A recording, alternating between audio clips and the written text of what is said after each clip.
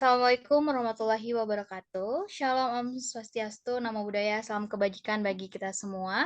Selamat pagi kepada teman-teman sekalian. Kami dari kelompok 6 ingin membahas mengenai makalah yang kami ajukan, yaitu adalah mengenai putusan Mahkamah Konstitusi mengenai ambang batas usia calon presiden dan calon wakil presiden. Untuk itu, kelompok kami telah mengidentifikasi 5 rumusan masalah yang nantinya akan dipaparkan oleh teman-teman saya sebagai para pembicara. Kepada yang pertama, yakni kepada teman saya persilahkan.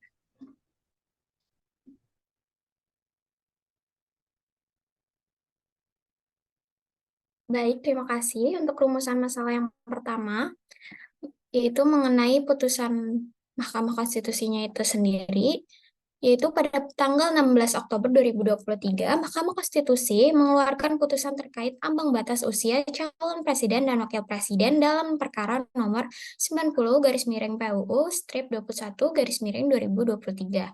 Putusan Putusan tersebut menyatakan bahwa capres dan cawapres yang pernah terpilih melalui pemilu baik sebagai DPR atau DPRD, gubernur atau wali kota dapat mencalonkan diri meskipun belum berusia 40 tahun dengan syarat telah berpengalaman menjadi kepala daerah atau jabatan lain yang dipilih melalui pemilu. Namun putusan ini menuai kontroversi dan kritik dari berbagai pihak karena dilihat dari aspek material, MK justru menuruti keinginan DPR dan pemerintah sebab dalam putusan tersebut MK telah melepaskan predikat kekuasaan kehakiman yang menjalankan fungsi check and balances. Alhasil, MK terkesan menjadi alat politik DPR dan Presiden untuk melakukan perubahan undang-undang secara instan dan tidak melibatkan partisipasi publik. Dalam putusan ini, MK bersikap inkonsisten karena para hakim konstitusi yang mengabulkan permohonan tersebut secara drastis merubah pandangannya. Sebelumnya menolak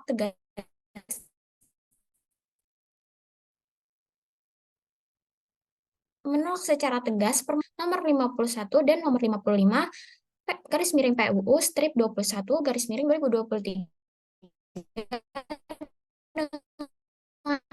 alasan pengujian bukan dan juga dari aspek prosedur terdapat anomali di mana sejatinya perkara-perkara tersebut sudah selesai di rapat permusyawaratan hakim pasca 3 perkara pertama selesai diperiksa. Namun MK menunggu 2 perkara lainnya masuk yaitu perkara 90 garis miring PUU strip 21 garis miring 2023 dan perkara nomor 91 garis miring PUU strip 21 garis miring 2023 dengan alasan agar diputus berbarengan.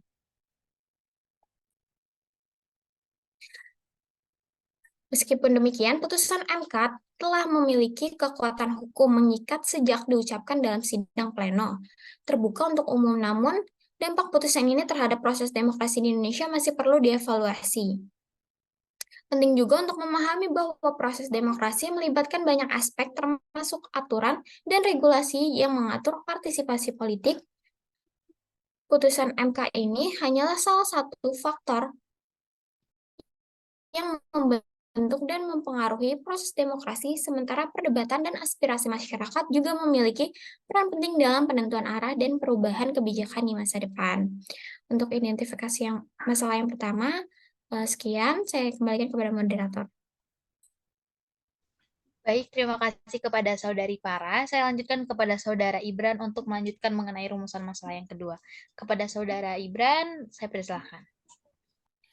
Oke baik, terima kasih. Untuk rumusan masalah yang kedua yaitu argumen hukum yang dihadirkan oleh Mahkamah Konstitusi dalam mendukung atau menolak ambang batas usia calon presiden dan wakil presiden. Nah, putusan Mahkamah Konstitusi MK nomor 90 garing PUU strip 21 garing 2023 tentang ambang batas usia calon presiden dan calon wakil presiden telah menimbulkan kontroversi dan kritik dari berbagai pihak. Putusan ini memungkinkan calon presiden dan calon wakil presiden yang pernah terpilih melalui pemilu, baik sebagai DPR atau DPD, gubernur atau wali kota dapat mencalonkan diri meskipun belum berusia 40 tahun.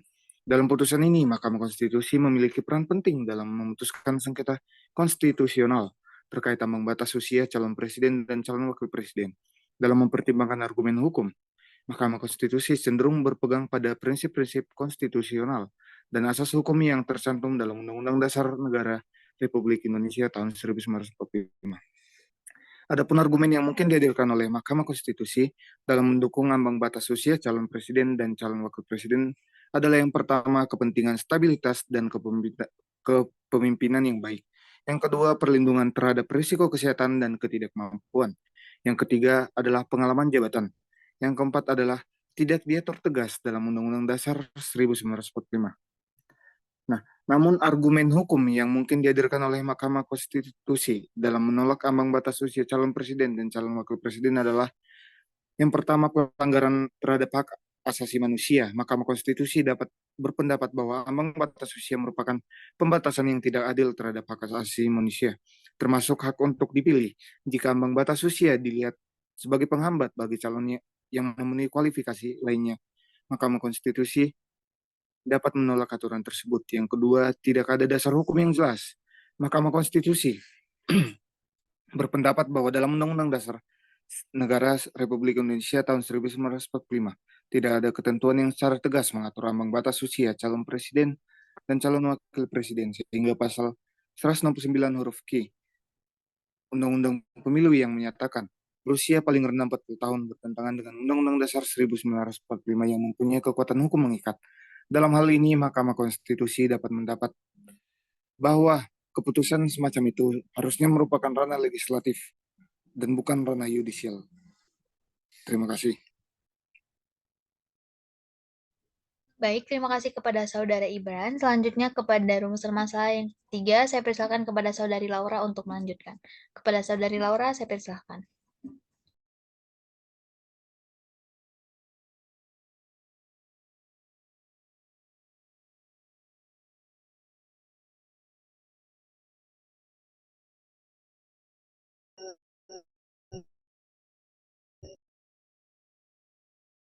Kontroversial karena MK memutuskan bahwa kepala daerah di bawah usia 40 tahun dapat mengajukan diri sebagai calon presiden atau calon wakil presiden daerah.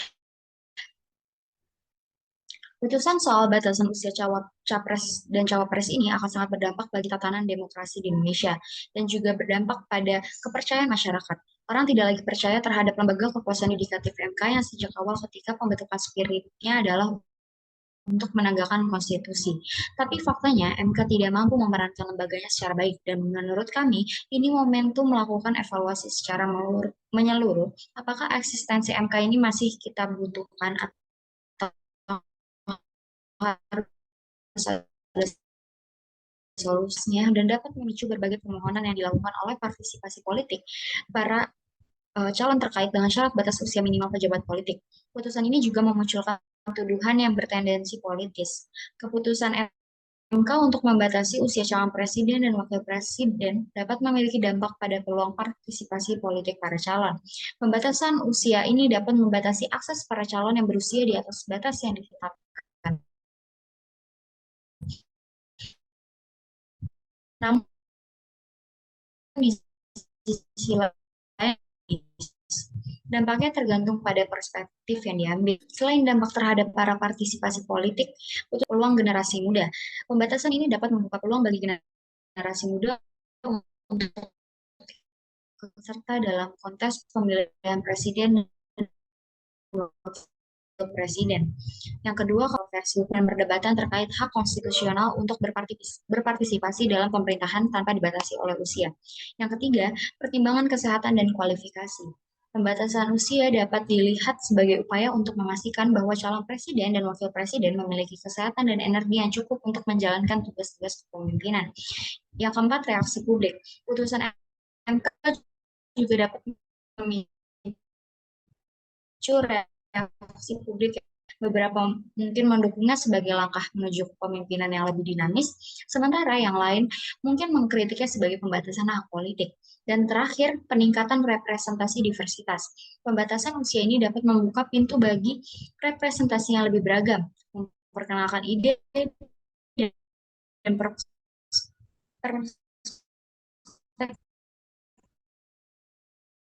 yang implementasi konkretnya serta bagaimana masyarakat dan para pemangku kepentingan menanggapinya. Sekian untuk identifikasi masalah.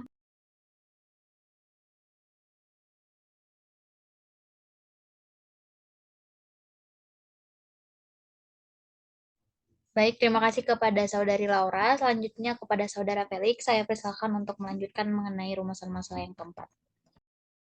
Terima kasih kepada moderator. Pada pembahasan keempat, kita akan membahas bagaimana reaksi dan tanggapan masyarakat, pemerintah, dan lembaga terkait putusan Mahkamah Konstitusi mengenai batas usia calon presiden dan wakil presiden. Keluarnya putusan MK nomor 90/PUU-1/I/2023 lagi-lagi mencabik-cabik konstitusi dan mengikis kepercayaan masyarakat Indonesia terhadap demokrasi di Indonesia. Fungsi MK sebagai the guardian of democracy telah berubah menjadi the guardian of political dynasty. Putusan ihwal batas usia capres dan cawapres ini dinilai sebagai usaha untuk menyokong Gibran sebagai wakil presiden. Kesimpulan ini bisa didapatkan dengan melihat berbagai kerancuan yang dilakukan MK. Sebelumnya, MK berpendapat bahwa perkara ini adalah ranah kebijakan pembuat undang-undang atau open legal policy. Namun, hanya dalam hitungan hari, MK kemudian berpindah haluan dan menyatakan pasal 169 huruf Q, Undang-Undang Nomor 7 Tahun 2017 tentang pemilihan umum yang berbunyi berusia paling rendah 40 tahun, telah bertentangan dengan Undang-Undang Dasar 1945 dan tidak mempunyai kekuatan hukum yang mengikat sepanjang tidak dimaknai berusia paling rendah 40 tahun atau pernah atau sedang menduduki jabatan yang dipilih melalui pemilu termasuk pemilihan kepala daerah. Putusan MK tersebut syarat akan kepentingan politik Jokowi dan keluarganya. Saat ini Gibran didorong untuk menjadi wakil presiden guna meneruskan kekuasaan Jokowi serta menjaga warisannya kelak setelah Jokowi tidak lagi berkuasa. Ketakutan akan terjadinya dinasti politik haruslah dianggap serius dan dirasakan oleh publik tanpa terkecuali. Apabila Indonesia dikuasai oleh suatu dinasti politik, maka yang terjadi adalah pemerintahan otoriter dan koruptif, serta kebebasan akan terbatas di mana-mana. Masyarakat harus skeptis terhadap tindakan-tindakan penyelenggara yang kian melenceng dari konstitusi. Pada akhirnya, gerakan dan perlawanan masyarakatlah yang menjadi benteng terakhir mencegah kekuasaan yang sewenang-wenang. Sekian, terima kasih. Terima kasih kepada Saudara Felix. Selanjutnya mengenai pembahasan yang kelima untuk Saudara Abelio, boleh dipersilakan.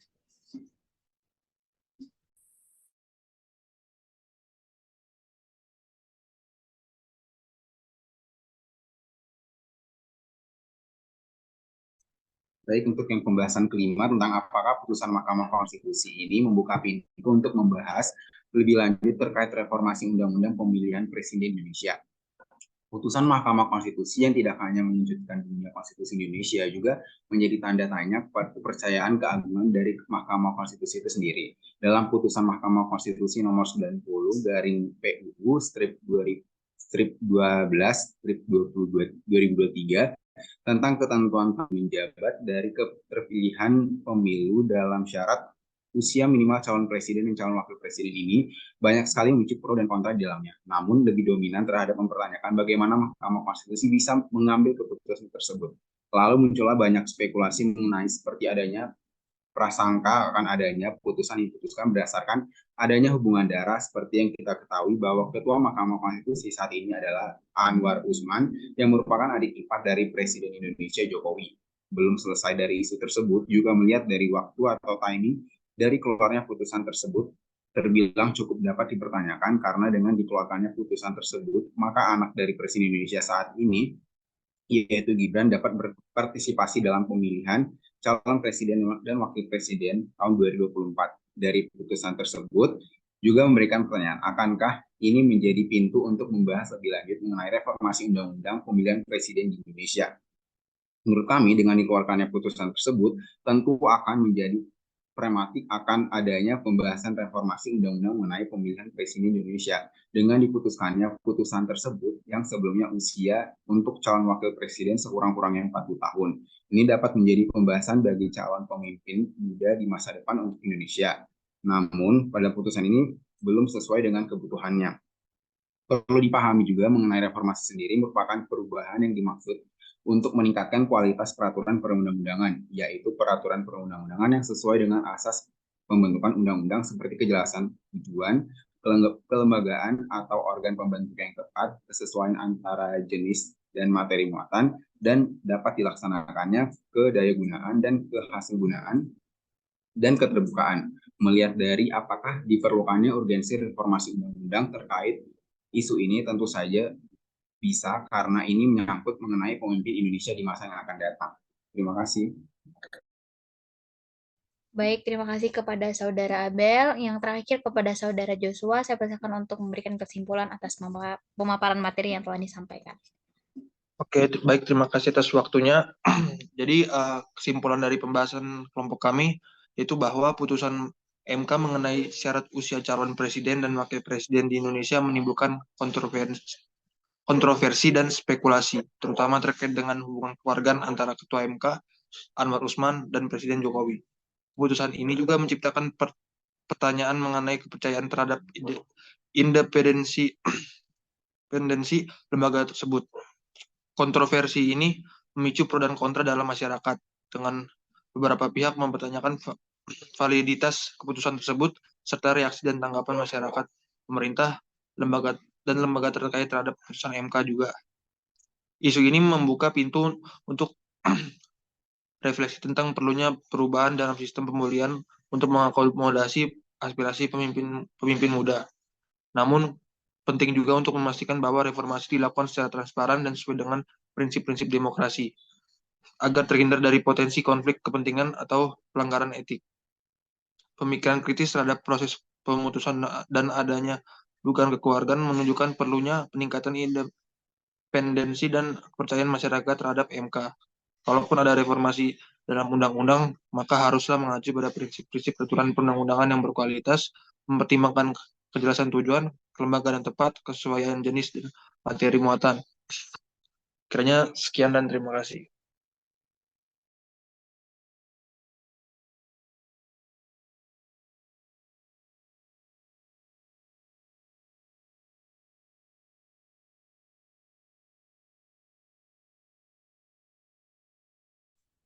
Sekian, terima kasih. Saya ucapkan kepada Saudara Joshua.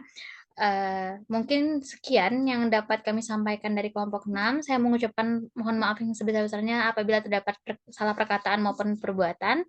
Sekian dari kelompok 6. Wassalamualaikum warahmatullahi wabarakatuh. Shalom, Om Santi Santi Santi, Om Namo Buddhaya, dan salam kebajikan bagi kita semua. Terima kasih.